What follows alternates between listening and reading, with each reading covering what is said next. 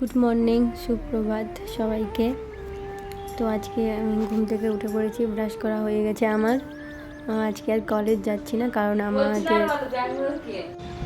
এক্সামের রুটিন চলে এসছে, তাই আর কলেজ যেতে হচ্ছে না বা যাবো না আমি।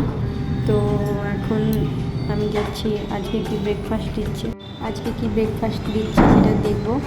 যদি খাওয়ার মতো হয় তো খাবো, না হয় না। এটা ওপর থেকে সূর্যিমামা উঠেছে, তো এটা আমাদের পিজির ওপর থেকে।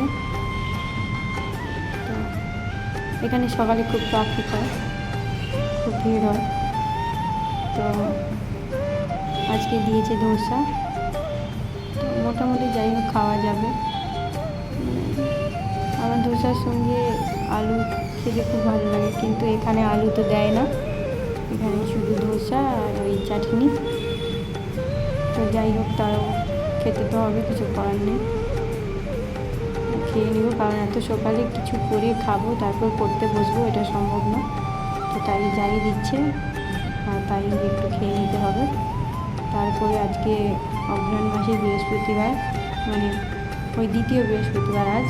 তো আজকে আবার আমাকে রান্না করতে হবে, কারণ আমি নিরামিষ খাবো।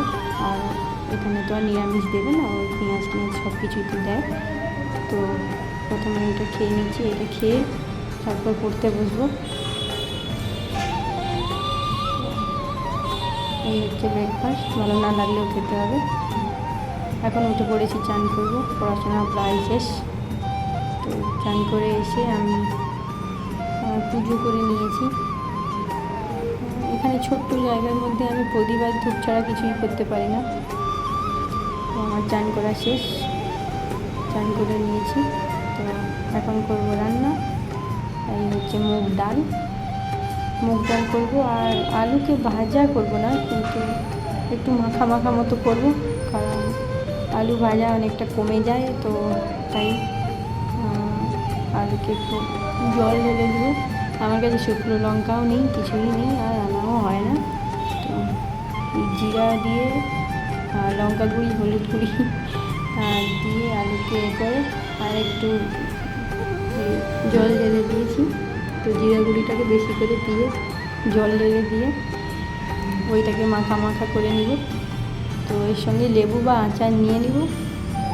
আজকের মতো নিরামিষ খাওয়া করে দেবো। এখানে ডালে একটু হলুদ দিয়ে দিচ্ছি। আর এই ডালটা খুবই অসভ্য, এটা হচ্ছে দিল্লির ডাল, ওয়েস্ট বেঙ্গলের না। যে আমাদের পুজো থেকে দিল্লিতে এসেছিলো, তো এটা এত হতে সময় লাগে, যেটাতে আমার খুবই বিরক্ত লাগে, প্রচুর সময় নেয়। তো এখানে আলু ভাজা বলবে না, আলু এটা চচ্চড়ি বলতে পারো। যাই হোক, আমি জল ঢেলে দিয়েছি একটু মাখা মাখা হওয়ার জন্য, অপেক্ষা করছি কখন হবে আর খাবো। তো ওই আলু ভাজা বা আলু চচ্চড়ির কড়াইতেই আমি ওই ডালটা চুকে নেব। ওই তেলে ফোড়ন, একটা এলাচ দিয়ে দিয়েছি, কারণ শুকনো লঙ্কা নেই, আর একটা লবঙ্গ আর একটু দারুচিনি দিয়ে দিয়েছি টুকরো। তো ওইটা একটু নেড়ে দিয়ে ডালটা চুকে দেবো। আর মুগ ডাল তো জানো, একটু চিনি দিলে একটু মিষ্টি মিষ্টি লাগলেই ভালো লাগে। আমি তো রাঁধুনি নয় একদম, কারণ শাশুড়ির মুখে শুনেছি দিলে ভালো হয়। আমার শাশুড়ি খুব ভালো রান্না করে, খুব ভালো, খুব ভালো। তার জন্যই আমি এতদিন রান্না ঠিকঠাক শিখতে পারিনি, কারণ উনিই রান্না করেন, আর ওনার হাতে রান্না খুব ভালোও লাগে। তো তাই জন্য এবার হয়তো বাড়ি গিয়ে আমাকে সব কিছুই করতে হবে, শিখে নিতে হবে। এই হচ্ছে আলু চচ্চড়ি, এই হচ্ছে ভাত, আর এটা হচ্ছে ডাল।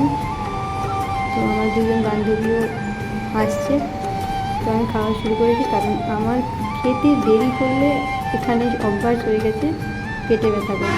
খেতে দেরি হলেই আমার খাওয়ার পর পেটে ব্যথা করে, তাই তাদের অপেক্ষা করতে করতে তারাও চলে এসছে, আর আমিও খেতে শুরু করে দিয়েছি। ওদেরকেও দিলাম একটু ডাল আর আলু দই চচ্চড়ি, কারণ আমরা সবাই তো বাঙালি, এইসব খাওয়ার থেকে খুবই কষ্ট হয়।